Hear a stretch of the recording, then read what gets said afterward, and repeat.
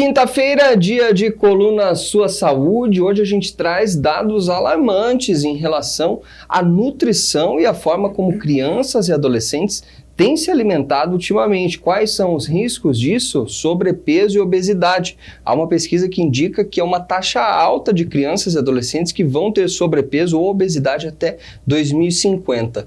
Para falar sobre esse assunto com a gente está aqui com a nutricionista Patrícia Gebert, que vai trazer muita informação e muito conhecimento para a gente. Patrícia, fala para a gente então, primeiro, obrigado pela sua participação. A que se deve, a princípio, essa condição das crianças e dos adolescentes nessa situação atual que pode culminar numa situação de sobrepeso e obesidade, uma taxa tão alta até 2050? Então, olá a todos, obrigado pelo convite. Então, é algo assim que vem aumentando realmente, né? A gente observa isso e os estudos apontam que a tendência é que realmente isso se agrave aí ao longo dos anos, né? E uma das causas, aliás, são várias, né? Mas o que aponta esse crescimento, né, da quantidade de crianças com sobrepeso, com obesidade, é a má alimentação, obviamente, né? E a gente não pode deixar de citar a questão política, assim, né? E a questão do acesso a alimentos saudáveis. Vamos pensar hoje, né? Tá tudo muito caro, né? Tanto os alimentos ultraprocessados como os saudáveis, né? Então, assim, uma família que não tem uma renda muito legal, como é que ela vai se alimentar, né, de forma mais saudável, sendo que o preço do ovo, o preço da carne tá tudo tão caro, né? Então, esse é um fator muito importante que a gente tem que levar em consideração.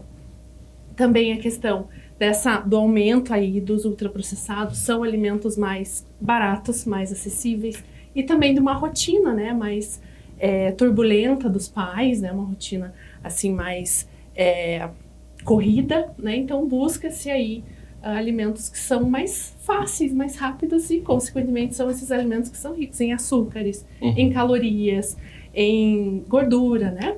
E também o sedentarismo, né? Esse é outro fator muito importante, que as crianças elas estão ficando cada vez mais nas telas e menos ativas, né? São fatores, assim, que vêm aí aumentando, né, significativamente o sobrepeso e a obesidade. E aí, claro, a gente tem outros fatores, como genética, né, outros fatores como doenças em específico, né, assim, questões endócrinas e tudo mais, né?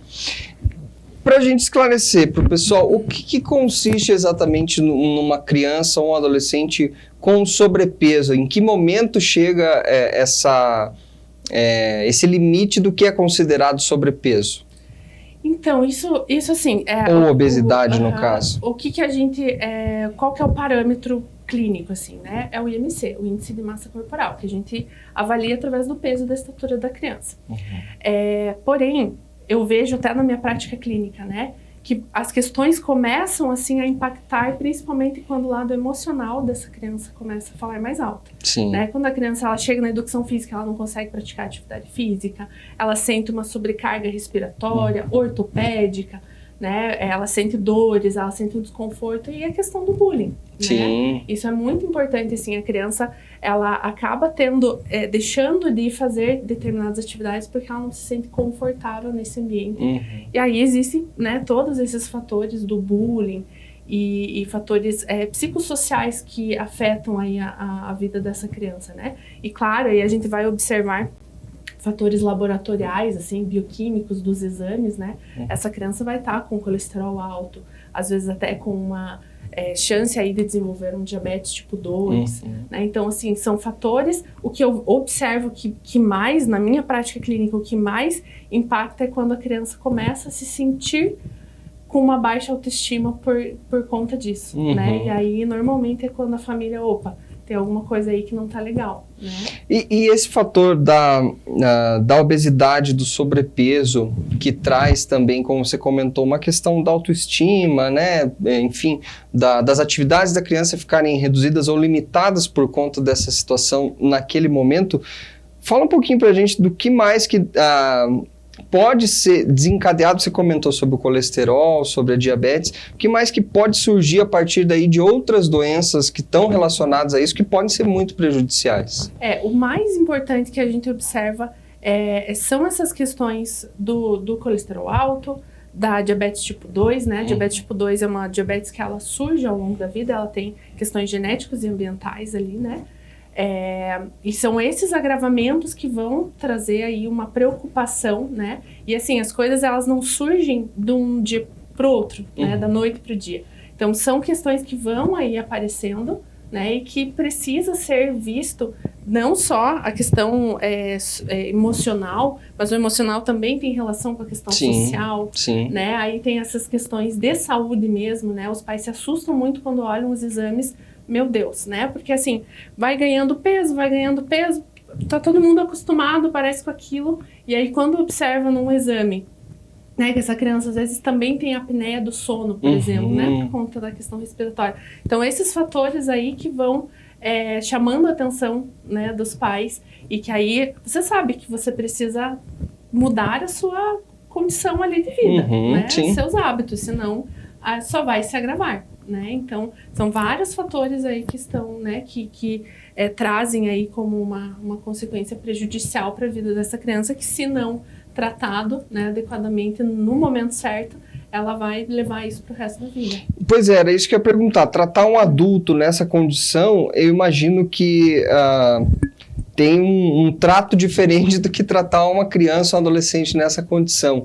Aonde que entra, então, a nutrição nesse sentido? Como orientar essas crianças e adolescentes? Eles entendem melhor ou pior? Como que é, pelo menos, de acordo com a tua experiência? Então, normalmente, assim, o que eu busco, né, avaliar é a família, né? Normalmente, a criança, a gente não pode responsabilizar a criança por esse processo, né? Porque eu falo assim, a criança não vai sozinha no mercado comprar as bobeirinhas, né? A criança, ela não escolhe por si só aquilo que ela quer comer e tudo mais, assim, alguém vai lá e compra, alguém leva para dentro de casa.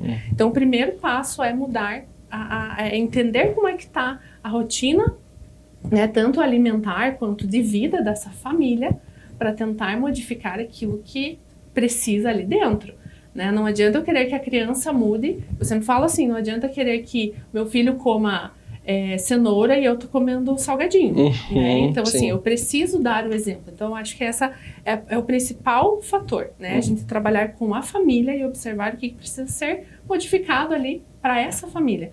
Porque, normalmente, uma criança com sobrepeso, não é via de regra, mas essa criança, ela vem aí de uma família com histórico de sobrepeso. Né? Então, a gente precisa modificar os hábitos dessa família. E a criança depende muito da idade, né? Mas, normalmente, a criança ela já tem uma compreensão de que ela, até por observar os colegas, por exemplo, na escola, os amigos, ela tem uma pequena noção de que ela está um pouquinho acima do peso, né? E é claro que a gente precisa trabalhar isso, assim, de uma maneira muito sutil e gentil com a criança, né? Porque é uma criança, né? A gente não tem como jogar essa responsabilidade para ela, né? O adulto a gente consegue ter essa troca, né? E a criança não. Então é muito assim da gente trabalhar uma educação nutricional, dela entender, dela compreender o porquê que ela precisa modificar certos hábitos junto com a família. Eu sempre falo para as famílias, olha, a gente não vai falar, você para a criança precisa modificar os hábitos, precisa comer menos açúcar. Não, nós vamos. Né? Mesmo que às vezes a família não precise tanto quanto a criança, mas nunca responsabilizar a criança por isso. Né? Então, modificar, assim, e trabalhar com a criança, dependendo, claro, da faixa etária dela, né? Mas o início de tudo é em casa. Né? A gente está falando sobre hábitos alimentares, especificamente, né? No que diz respeito até um hábito alimentar da própria família, como você comentou, mas você tinha falado antes sobre o excesso de telas, como que é? Esqueci. O sedentarismo, né? Como que a nutrição também acaba auxiliando nisso? Tem um papel da nutrição em talvez incentivar hábitos mais saudáveis, fisicamente falando mesmo, práticas mais saudáveis, não só alimentares? Com certeza. E é uma coisa que a gente busca também, né? Sempre incentivar a família a levar o exemplo da atividade física, né? Eu tenho pacientes, por exemplo, que são sedentários, mas que a família começou a correr, né? A fazer exercício. É o que eu falo, é sempre em família. Imagina se eu falo para minha criança assim, olha, você precisa ir lá correr, né? Queimar essa energia enquanto eu tô aqui na frente da TV ou no celular.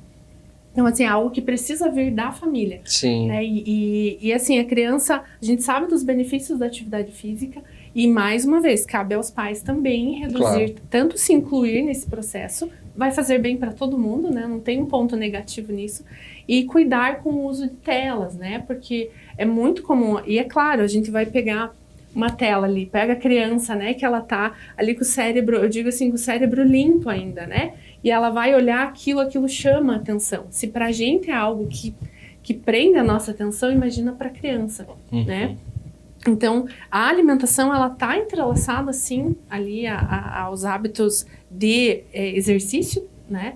E consequentemente, a gente precisa reduzir o uso de telas para colocar essa criançada para fazer atividade física, né? E é muito importante ressaltar que o trabalho do nutricionista, ele não é solo, né, nesse sentido. Sim. A gente precisa de um educador físico, a gente precisa de um psicólogo, né, nesse processo, porque tudo isso, a gente é um ser único com várias dimensões, né? Então a gente precisa de todos esses profissionais também, né? E tem alguma dica prática que você possa passar para a gente agora? Talvez uma substituição, alguma coisa? Ou é só avaliando caso a caso? Tem alguma coisa mais ampla que você possa passar para a gente? Olha, o que eu posso dizer, assim, de uma maneira mais ampla, né? É que a família precisa olhar para dentro do seu núcleo para ver o que precisa ser modificado. Certo. Né? É importante que todos se alimentem de uma maneira mais saudável possível, porque a criança, ela vai ser reflexo da alimentação familiar, né? Não é via de regra, acontece em casos e casos. Hoje a gente tem casos de autismo, por exemplo, que existe aí uma seletividade alimentar, que aí é um outro assunto aí, né? Que também, muitas vezes, as pessoas pensam que uma criança que tem seletividade alimentar é uma criança magra. E muitas vezes não, essa criança apresenta obesidade, e ela é seletiva, né? Só que ela come alimentos muito calóricos, né? Alimentos mais palatáveis. E muitas vezes a pessoa aparentar fisicamente ser magra não quer dizer que não tem uma condição específica ali, né? Exatamente, não quer dizer, magreza não significa saúde, né? Assim como, mas claro que existem parâmetros que a gente precisa observar, inclusive os exames bioquímicos, eu sempre falo. Existem crianças assim magrinhas que você vai ver o exame, tá uma bagunça. E uma criança que tá assim mais acima do peso, mas você vai ver os exames, eles estão legais. Então a gente precisa observar o que tá de diferente nessa criança que precisa ser modificado. Mas de maneira geral é isso, assim, é olhar para dentro da sua família para verificar o que precisa ser modificado, melhorado, que sempre tem, né? Porque a partir do momento que a gente oferece um alimento ultraprocessado, ele é mais gostoso, ele é mais palatável, então a criança vai ter vontade desses alimentos. Então, é ir diminuindo aos poucos, fazendo substituições, né? Mas é sempre olhar a família e trabalhar esse conjunto familiar. Tá dado o recado então, pessoal. Vamos procurar hábitos alimentares mais saudáveis, práticas mais saudáveis, para evitar então que crianças e adolescentes cheguem nessa condição do sobrepeso ou da obesidade que pode trazer muitos prejuízos à saúde no futuro. Conversei com Patrícia Gebert, coluna Sua Saúde, nutricionista, trazendo várias dicas importantes aí pra gente.